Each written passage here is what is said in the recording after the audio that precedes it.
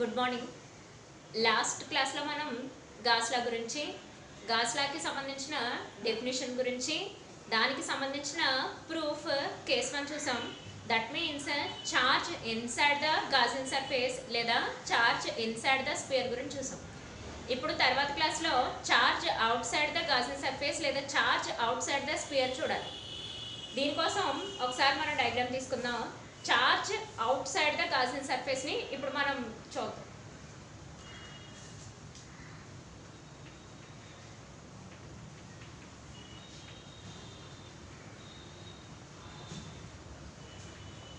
Charge outside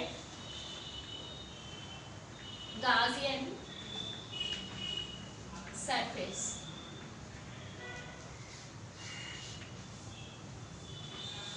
so మనం already last క్లాస్లో discuss చేసుకున్నట్టు పాజిటివ్ ఛార్జ్ నెగిటివ్ ఛార్జ్ రెండు ఉంటాయి. అయితే మనం పాజిటివ్ ఛార్జ్ని తీసుకొని ఇన్సైడ్ డెరివేషన్ చేసాం. ఇప్పుడు మనం పాజిటివ్ ఛార్జ్ని అవుట్ సైడ్ డెరివేషన్ చేయాలి. ఫర్ ఎగ్జాంపుల్ ఈసారి మనం ఒక యూ షేప్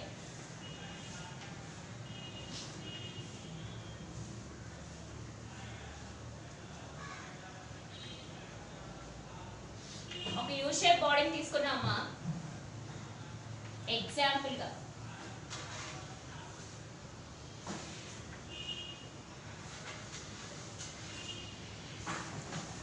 సో ఈ యూ షేప్ బాడీకి చార్జ్ పాజిటివ్ చార్జ్ కన్సిడరేషన్ లో తీసుకున్నాను. Positive charge is out side the you shaped body తీసుకున్నాం. సో ఇక్కడ ఎగ్జాంపుల్ కోసం ఒక యూ షేప్డ్ బాడీ తీసుకున్నాం. దీన్నే మనం గాజియన్ సర్ఫేస్ అని కూడా అంటున్నాం. అంటే గాస్ లాని ఒబే చేస్తుందని ఎజ్యూమ్ చేసుకొని దీనికి చార్జ్ అవుట్ సైడ్ ఉందని చూసుకుంటాం. అయితే దీని చార్జ్ ఎఫెక్ట్ మనకి 4 లైన్స్ కింద కట్ అవుతుందని చూపిస్తున్నాయి ఈ డయాగ్రామ్ లో. సో ఇది మనకి ఎలక్ట్రిక్ ఫ్లక్స్ లైన్స్. సో ఇది మనకి ఎలక్ట్రిక్ ఫ్లక్స్ లైన్స్. ఇలా 2 లైన్స్ తీసుకొని ఈ యూ షేప్డ్ బాడీ ఎక్కడెక్కడ కట్ చేస్తుందో చూద్దాం ఒకసారి. ఇక్కడ DS1 అనే సర్ఫేస్ తీసుకున్నాం, స్మాల్ పార్ట్. ఇక్కడ DS2 అనే సర్ఫేస్ తీసుకుందాం, ఇదొక స్మాల్ పార్ట్. నెక్స్ట్ ఇక్కడ DS3 అనే సర్ఫేస్ తీసుకుందాం. నెక్స్ట్ ఇక్కడ DS4 అనే సర్ఫేస్ తీసుకుందాం. వేర్ DS1 అన్నా, DS2 అన్నా, DS3 లేదా DS4 ఇవన్నీ కూడా స్మాల్ సర్ఫేస్ ఏరియాస్. ఇవన్నీ కూడా ఏంటి మనకి small surface areas. Okay, so దీని నుంచి DS1 effect, DS1 surface area flux lines ఈ డైరెక్షన్ లో ఉన్నాయి, DS2 ఫ్లక్స్ లైన్స్ ఈ డైరెక్షన్ లో ఉన్నాయి, DS3 ఫ్లక్స్ లైన్స్ ఈ డైరెక్షన్ లో, DS4 ఫ్లక్స్ లైన్స్ ఈ డైరెక్షన్ లో ఉన్నాయి. అయితే మనకి లాస్ట్ క్లాస్ లో చెప్పుకున్నాం, ఆయన మళ్ళీ ఒకసారి గుర్తు చేస్తున్నాను. Positive charge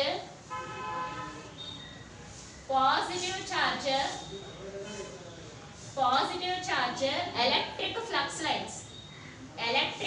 lines outward direction. Positive charge electric flux lines outward direction లో ఉంటాయి. అదే negative charge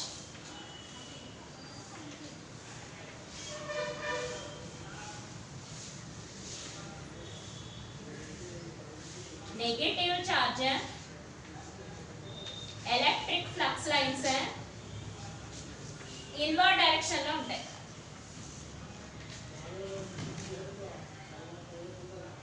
inward direction. So ఇది మనకి లాస్ట్ క్లాస్ లో చెప్పుకున్నాం, మళ్ళీ ఒకసారి చెప్పుకుందాం. పాజిటివ్ చార్జ్ లో electric flux lines outward direction లో ఉంటాయి. At the same time negative charge లో electric flux lines inward direction లో ఉంటాయి. అయితే ఇవి సర్ఫేసెస్ ని బేస్ చేసుకొని సర్ఫేస్ నుంచి positive charge flux lines outward direction లో ఉంటాయి, negative charge electric flux lines inward direction లో ఉంటాయి. Basing on the surfaces, based on surface. So surface ని బేస్ చేసుకొని electric flux lines outward direction అయితే పాజిటివ్ ఛార్జ్, ఇన్వర్డ్ డైరెక్షన్ అయితే negative charge చెప్తాం based on surface. ఇప్పుడు మనం తీసుకున్న యూ షేప్డ్ బాడీ లేదా గాసియన్ సర్ఫేస్ కి ఇక్కడ తీసుకున్న మనం positive charge electric flux lines 4 parts దగ్గర కట్ అవుతుంది. ఒకటి DS1, DS2, DS3, DS4 దగ్గర కట్ చేసుకుంటూ వచ్చింది. అయితే ఇక్కడ మనకి DS1 మీద చూసినట్టయితే బాడీ సర్ఫేస్ మనం తీసుకున్న గాసియన్ సర్ఫేస్ లోకి ఎంటర్ అవుతుందా, గాసియన్ సర్ఫేస్ నుంచి ఎగ్జిస్ట్ అవుతుందో గమనించాలి. అయితే ఇక్కడ మనం తీసుకున్న యూ షేప్డ్ బాడీలోకి ఈ ఎలక్ట్రిక్ ఫ్లక్స్ లైన్స్ ఎంటర్ అవుతున్నాయి. ఎలక్ట్రిక్ ఫ్లక్స్ లైన్స్ ఎంటర్ అవుతున్నాయి. ఈ సర్ఫేస్ నుంచి electric flux lines entering point.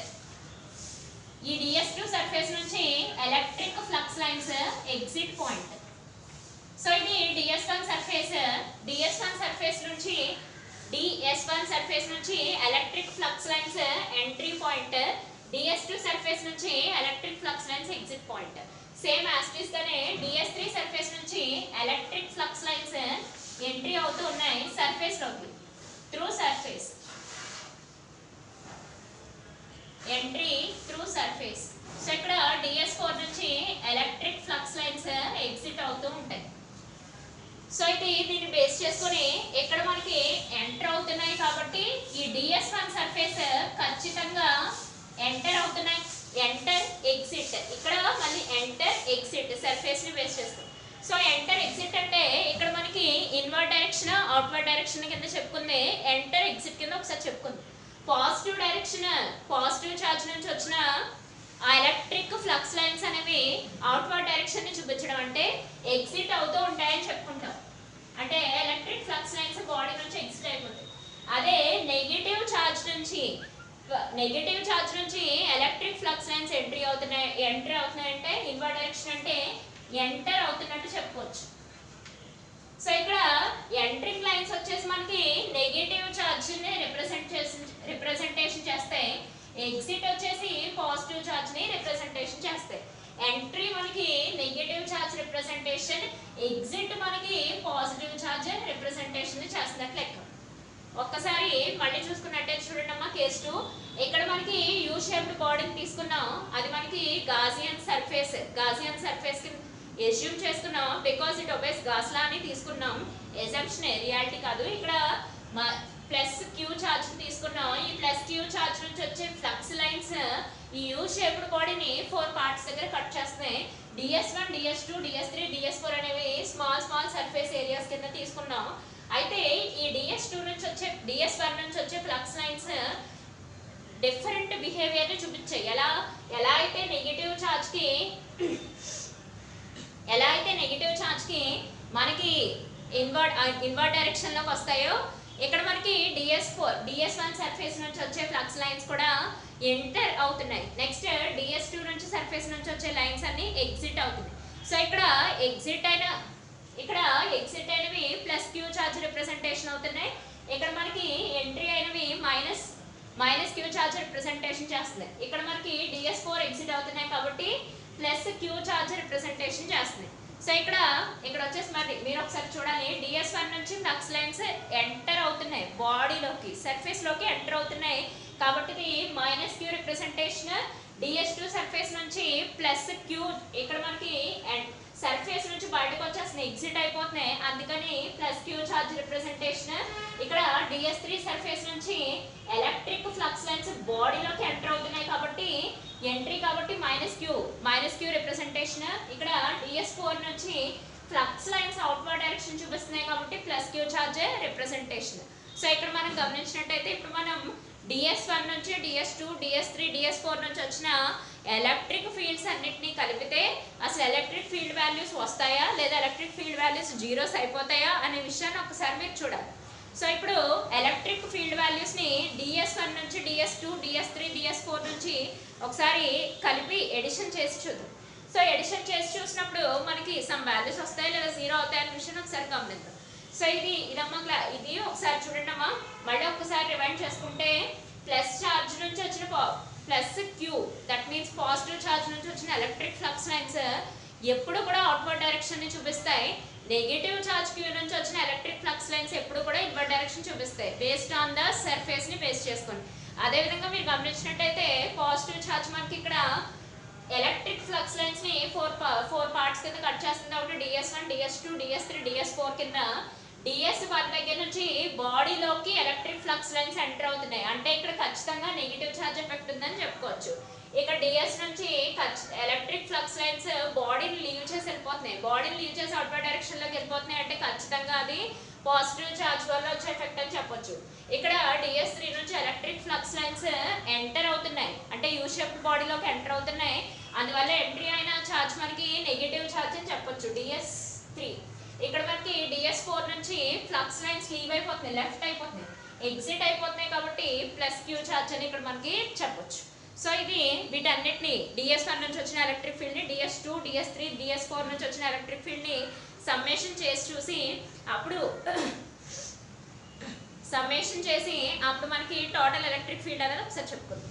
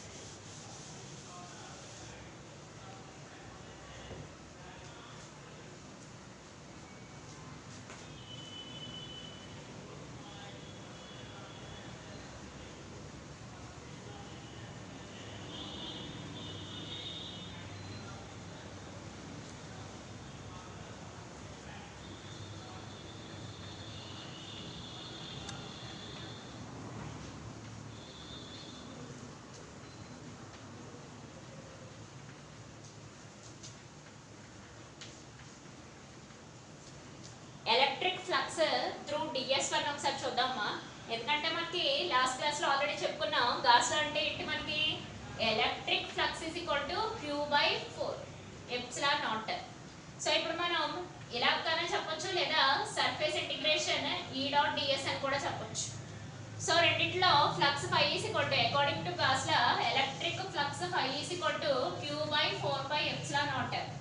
So according to gas law electric flux phi is equal to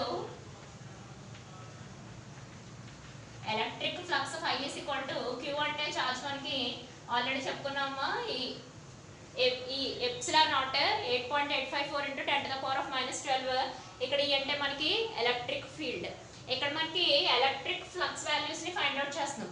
అసలు electric flux values Q/ε first కేసులో అయినట్టు Q/ε0 కి equal అవుతుందా లేదా టోటల్ ఎలక్ట్రిక్ ఫ్లక్స్ కలిపితే 0కి ఈక్వల్ అవుతుంది అనే విషయాన్ని చూస్తున్నాం. ఇప్పుడు మనం ఒకసారి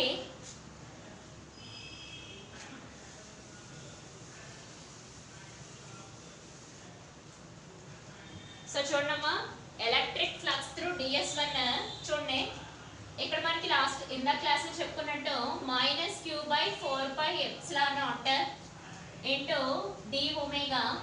ఎందుకంటే -Q అని ఎందుకు తీసుకున్నాం, అది మనకి DS1 సర్ఫేస్ నుంచి వచ్చేది సర్ఫేస్ లోకి ఎంటర్ అవుతుందా ఎగ్జిట్ అవుతుందా, సర్ఫేస్ లోకి ఎంటర్ అవుతుంది.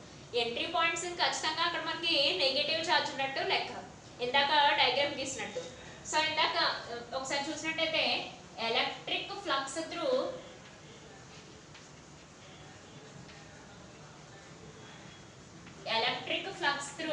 DS2 plus Q/4πε0 dω.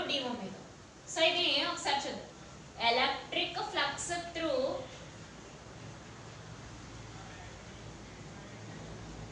DS3. So DS3 చూసినట్టయితే -Q/4πε0 dω. So electric flux through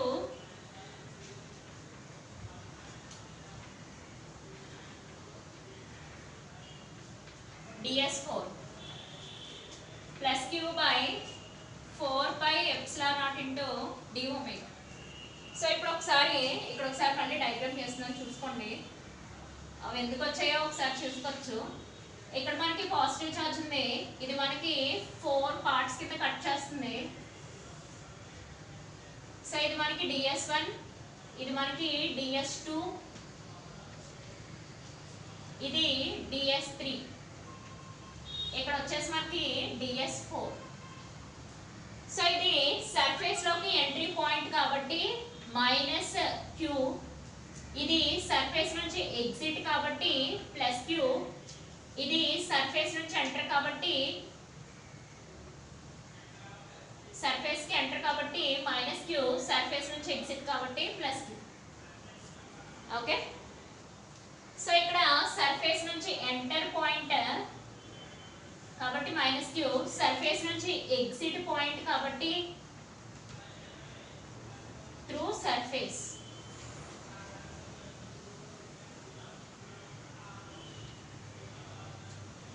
so ఇలాగా ఇక్కడ మళ్ళీ -q, ఇక్కడ మళ్ళీ +q, ఎంటర్ ఎగ్జిట్ పాయింట్స్ చూసుకొని తీసుకున్నాం. సో ఇది ఇప్పుడు టోటల్ ఫ్లక్స్ చూద్దాం.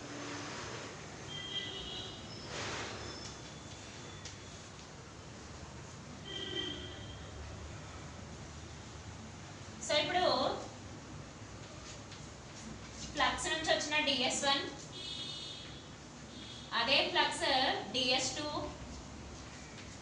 అదే ఫ్లక్స్ మనకి ds3, సేమ్ ఫ్లక్స్ మనకి ds4 వచ్చినట్టన్నిటిని సమ్మేషన్ చేయాలి. సో ఇప్పుడు చూడండి,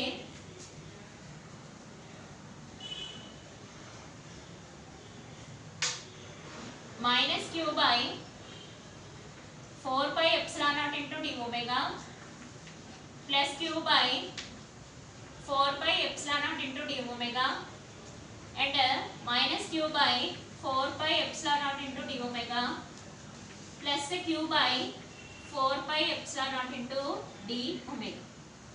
సో ఇప్పుడు మనకి మైనస్ ప్లస్ ఇవన్నీ కన్సిడరేషన్ లో పోయి టోటల్ ఫ్లక్స్ వాల్యూస్ మనకి ఏమవుతాయి? సో మనకి total flux values is equal to 0. So -q/4πε0 d omega flux plus q/d omega epsilon flux, ఒకటి మైనస్ ఒకటి ప్లస్ సేమ్ మాగ్నిట్యూడ్ కాబట్టి క్యాన్సిల్ అవుతాయి. -q/4πε0 into d omega flux plus q/d omega epsilon flux minus plus కాబట్టి cancel అయ్యి total flux values ఏమైందమ్మా? 0. అంటే దీన్ని బట్టి ఏమవుతాయి మనకి? ఏ చార్జ్ అయినా సరే గాసియన్ సర్ఫేస్ లోనే ప్రెసెంట్ అయి ఉండాలి. ఏ whatever it may be, positive charge అయినా నెగిటివ్ ఛార్జ్ అయినా అది ఇన్సైడ్ గాసియన్ సర్ఫేస్ ప్రెసెంట్ అయి ఉండాలి. Outside Gaussian surface present అయి ఉంటే మనకి 0 వాల్యూస్ వస్తాయి. సో ఇక్కడ ఒకసారి మళ్ళీ గాస్లా చూసి కేస్ 1 ఏంటో కేస్ 2 ఏంటో బ్రీఫ్గా డిస్కస్ చేసుకుందాం. చేసుకున్న తర్వాత డిఫరెన్షియల్ ఫార్మ్ ఆఫ్ గాస్లాను ఒకసారి చూద్దాం. ఆ డిఫరెన్షియల్ ఫార్మ్ ఆఫ్ గాస్లా చూసిన తర్వాత ఎలక్ట్రిక్ ఫీల్డ్ కాన్సెప్ట్ చూసి దాని నుంచి గాస్లా అప్లికేషన్స్ చూడాలి. అంటే ప్లేన్ షీట్కి ఎలా క్యాలిక్యులేట్ చేస్తాం, సిలిండ్రికల్ అయితే ఎలా క్యాలిక్యులేట్ చేస్తాం, స్పియర్ అయితే ఎలా క్యాలిక్యులేట్ చేస్తామో చూడాలి. వీటికి మించి ఎక్స్ట్రా క్యాలిక్యులేషన్ ఉంటాయి, అవి ప్రస్తుతానికి మీకు అవసరం లేదు. ఒక్కసారి మీరు గమనించినట్టయితే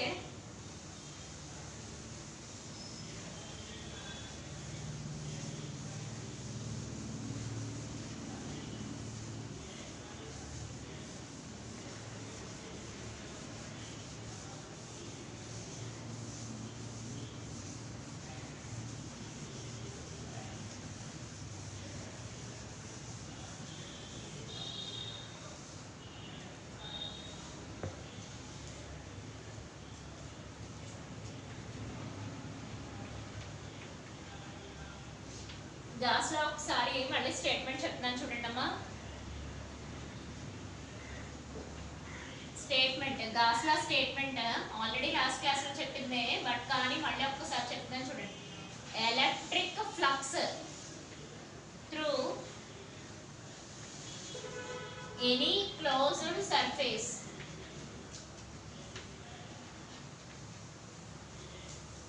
is equal to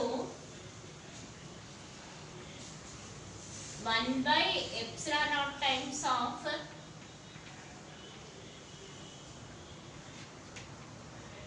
charge enclosed on it. So ఒకసారి స్టేట్మెంట్ చెప్తున్నాను చూడమ్మా. Electric flux through any closed surface is equal to 1/ε0 times of charge enclosed on it. So ఇది స్టేట్మెంట్. దీని నుంచి flux Φ is equal to q/4πε0 అని చెప్పొచ్చు, లేదంటే surface integration. దీని పేరు సర్ఫేస్ ఇంటిగ్రేషన్, మీకు ఆల్రెడీ తెలిసిన విషయమే, అయినా మళ్ళీ ఒక్కసారి చెప్పుకుందాం. సర్ఫేస్ ఇంటిగ్రేషన్ ఈ డాట్ డిఎస్. సో ఇక్కడ మనకి డాట్ ప్రొడక్ట్ యూజ్ చేస్తున్నాం. ఇక్కడ ఈ అంటే మనకి ఎలక్ట్రిక్ ఫీల్డ్. సో ఇది మనకి definition. So flux phi is equal to q/ε0, that will be equal to surface integration E dot ds.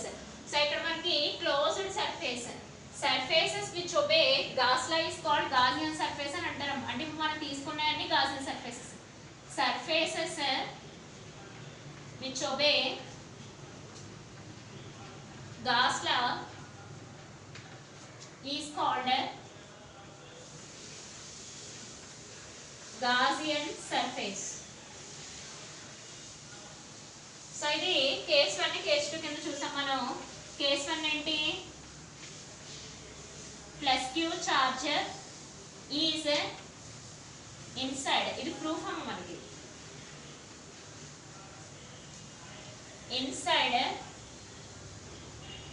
Inside the spear చూసాం, దాన్నే గాసియన్ సర్ఫేస్ అని చెప్తాం.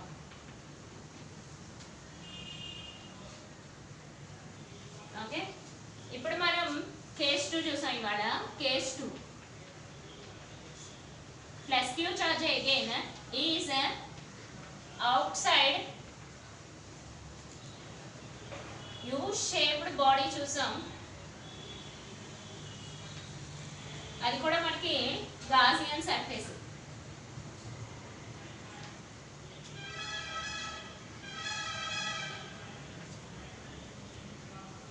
సో యూ షేప్డ్ బాడీ తీసుకున్నామా, అది కూడా మనకి గాసియన్ సర్ఫేస్ అని అజంప్షన్ చేసుకున్నాం. సో అక్కడ ఎలక్ట్రిక్ ఫ్లక్స్ వాల్యూస్ జీరోస్ అయిపోయాయి. ఇక్కడ చూడండి ఒకసారి, ప్లస్ క్యూ చార్జ్ అనేది inside the Gaussian surface, inside the sphere తీసుకున్నాం, దాన్ని గాసియన్ సర్ఫేస్ అంటున్నాం. నెక్స్ట్ మళ్ళీ ప్లస్ క్యూ అనే చార్జ్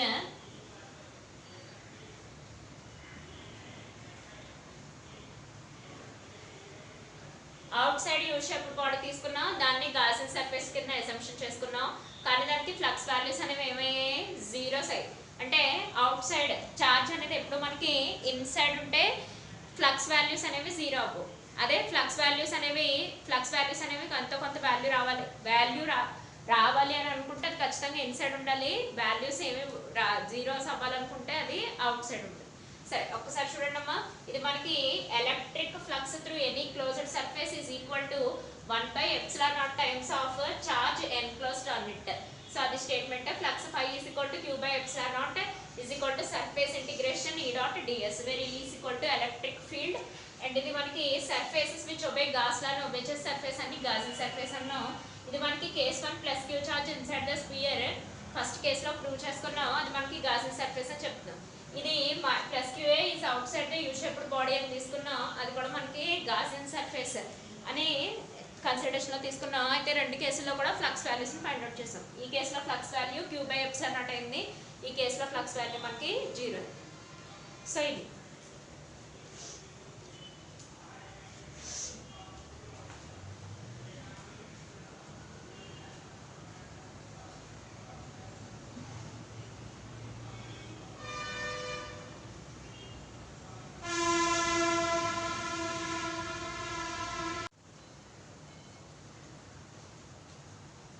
ఇప్పుడు మనం differential form of gas law చూస్తున్నామా. ఈ differential form of gas law చూడటం కోసం గాస్ లా రాసుకున్నాం. First flux phi is equal to surface integration E dot ds is equal to q/ε0, అది గాస్ లా అని చెప్పుకున్నాం ఆల్రెడీ. దీనికి charge q is equal to volume integration ρ into dv అని రాసుకోవచ్చు. 3 axis ని కన్సిడరేషన్ లోకి తీసుకుంటే, అంటే x axis, y axis, z axis ని కన్సిడరేషన్ లోకి తీసుకుంటే దీన్ని చార్జ్ క్యూని వాల్యూమ్ ఇంటిగ్రేషన్ ρ ఇంటూ dv అని చెప్పుకోవచ్చు. సో ఇక్కడ మనకి రో అనే ప్రొనౌన్సియేషన్ పలుకుతుంది. ఇక్కడ రో అంటే మనకి meaning charge density. For example మనం ఈ డస్టర్ కనుక తీసుకున్నట్టయితే ఈ డస్టర్లో ఎన్ని ఛార్జ్లు అక్యుములేట్ చేయగలమో అది ఈ డస్టర్ యొక్క ఛార్జ్ డెన్సిటీ. సో అది ఫర్ ఎగ్జాంపుల్ ఈ చాక్ పీస్ తీసుకున్నట్టయితే ఈ చాక్ పీస్లో ఎన్ని ఛార్జెస్ అయితే అక్యుములేట్ చేయగలమో అది ఈ చాక్ పీస్ యొక్క ఛార్జ్ డెన్సిటీ అవుతుంది. ఆ గాసియన్ సర్ఫేస్ తీసుకున్నట్టయితే మనం ఒక గాసియన్ సర్ఫేస్ తీసుకున్నట్టయితే ఈ గాసియన్ సర్ఫేస్ లో ఎన్ని చార్జెస్ అనేవి అక్యుములేట్ చేయగలమో అది దాన్ని చార్జ్ డెన్సిటీ కింద చెప్పుకుంటాం. అయితే x axis y axis z axis పరంగా చూసుకున్నట్టయితే దీన్ని మనం వాల్యూమ్ ఇంటిగ్రేషన్ అంటే 3 డైమెన్షనల్ పాయింట్ ఆఫ్ వ్యూలో తీసుకున్నట్టయితే దీన్ని మనం వాల్యూమ్ ఇంటిగ్రేషన్ లో చెప్తాం. దీన్ని charge Q is equal to volume integration rho into dV. So ఇక్కడ మనకి రో అని ప్రొనౌన్సియేషన్ చేస్తాం. రో is nothing but charge density. రో ఈజ్ నథింగ్ బట్ ఏమని చెప్తామా, చార్జ్ డెన్సిటీ. సో ఇక్కడ రో ఇంటూ dV అనే విషయాన్ని తీసుకెళ్ళి ఈక్వేషన్ 1 లో సబ్స్టిట్యూట్ చేద్దాం. So substitute Q is equal to volume integration rho into dV in equation 1. So equation 1 లో సబ్స్టిట్యూట్ చేస్తే ఈ ఫ్లక్స్ ఇంకా రాసిన రాయకపోయినా ఏం పర్వాలేదు. So surface integration E dot ds is equal to Q plus లో volume integration rho into dV by epsilon not. ఇక్కడ మనకి ఎప్సిలాన్ నాట్ డివిజన్ లో ఉంది, ఇటువైపు తీసుకెళ్తే మల్టిప్లికేషన్ అవుతుంది. Epsilon nought surface integration E dot ds is equal to volume integration rho into dV. Rho is nothing but already చెప్పుకున్నట్టే ఏంటి మనకి charge density. That means how many charges లేదా how much of charges can accumulate in a closed surface లేదా in a Gaussian surface. So అది charge density అవుతుంది. ఇక్కడ మనకి ఇది మనకి సర్ఫేస్ ఇంటిగ్రేషన్, అది వచ్చేసి మనకి వాల్యూమ్ ఇంటిగ్రేషన్. సో ఇది మనకి సర్ఫేస్ ఇంటిగ్రేషన్ అయింది, ఇది మనకి వాల్యూమ్ ఇంటిగ్రేషన్ అయింది. సో ఈ వాల్యూమ్ ఇంటిగ్రేషన్ లో సో ఇప్పుడు ఈ సర్ఫేస్ ఇంటిగ్రేషన్ ని ఈ వాల్యూమ్ ఇంటిగ్రేషన్ కి ఈక్వల్ చేయడం కోసం మనం తీసుకున్న సర్ఫేస్ ఇంటిగ్రేషన్ ని వాల్యూమ్ ఇంటిగ్రేషన్ కి ఈక్వల్ చేయడం కోసం మనం డైవర్జెంట్ లేదా గ్రేడియంట్ వాడుకుంటారనే విషయం మీరు మ్యాథ్స్ లో చూస్తారు. డైవర్జెంట్ లేదా గ్రేడియంట్ వాడుకుంటారు లేదా డైవర్జెంట్ సింబల్ వాడుకుంటారనే విషయం మీరు మ్యాథ్స్ లో ఆల్రెడీ చూస్తారు. సో ఇక్కడ epsilon not into volume integration అయింది. Surface integration can be converted into divergent or gradient. అదే సో ఇక్కడ ఈ సర్ఫేస్ ఇంటిగ్రేషన్ కాస్త మనకి వాల్యూమ్ ఇంటిగ్రేషన్ అయింది using divergent E dot ds that will be equal to volume integration rho into d. So surface ఇక్కడ రాస్తున్నాను చూడండి, surface integration can be converted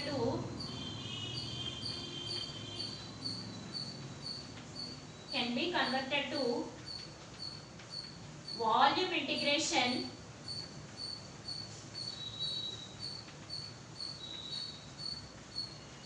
using divergent or gradient. Divergent కానీ gradient కానీ use చేసుకొని మన surface integration ని volume integration కింద convert చేస్తాం. ఇక్కడ మీరు చూసుకున్నట్టయితే ఇది వాల్యూమ్ ఇంటిగ్రేషనే, ఇది వాల్యూమ్ ఇంటిగ్రేషనే. సో రెండు క్యాన్సిల్ అయ్యి మనకి ఏం మిగులుతుందమ్మా, సో ఇది మిగతా వాటిని ఈక్వల్ చేసుకోవచ్చు. Epsilon naught into divergent E dot ds is equal to sorry ds కాస్త ఇంక dv అయిపోతుంది. సరే చూడమ్మా, రో ఇంటూ dv. ఇక్కడ మనకి ఎలాగా ఇంటిగ్రేషన్ వాల్యూస్ తీస్తాం కాబట్టి ఇక్కడ మనం dv పెట్టుకోవాల్సిన అవసరం లేదు. So epsilon naught into divergent E is equal to రో కింద మిగిలింది. సో దీన్నే మనం ఒకసారి చూడండి, epsilon naught into gradient dot E is equal to రో అని కూడా రాసుకోవచ్చు. ఓకే, కానీ మనకి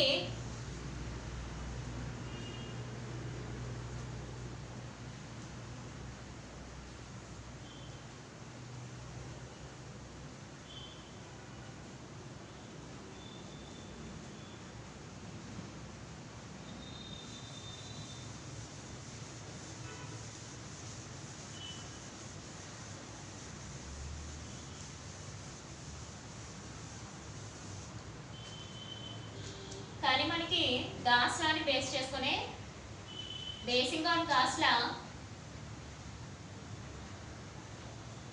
d is equal to epsilon naught E అని కూడా రాసుకోవచ్చు.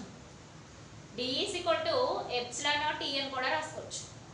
దీని నుంచి ఒకసారి ఇలా చూడండి అమ్మా, d is equal to epsilon naught E అని కూడా రాయొచ్చు.